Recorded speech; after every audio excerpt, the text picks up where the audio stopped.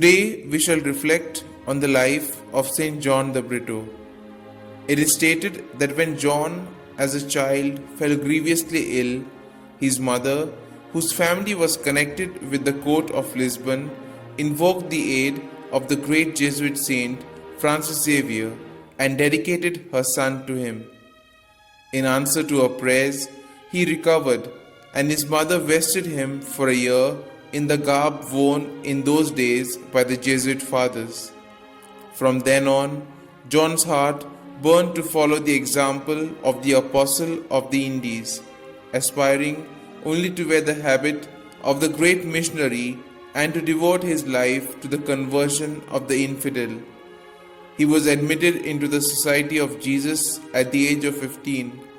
His success in studies was so remarkable that great efforts were made after his ordination to keep him in Portugal, but grace triumphed, and in 1673 he set sail for Goa with 16 of his fellow Jesuits.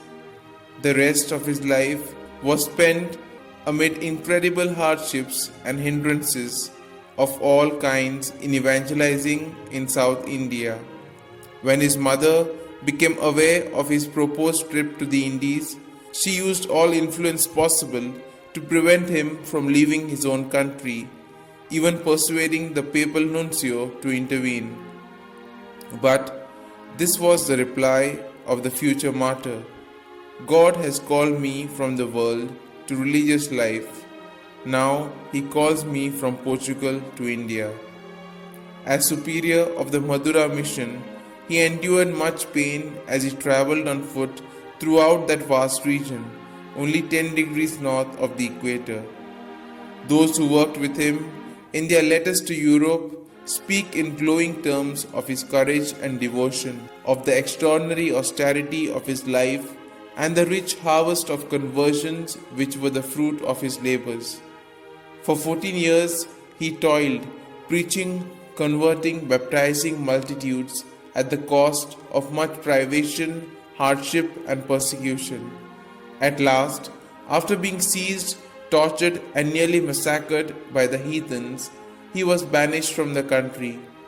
Forced to return to Portugal in 1683, John once more broke through every obstacle and returned to his labor of love in 1691.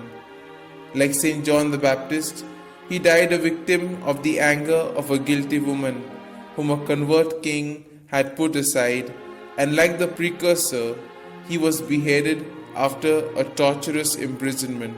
He was canonized by Pope Pius XII in 1947.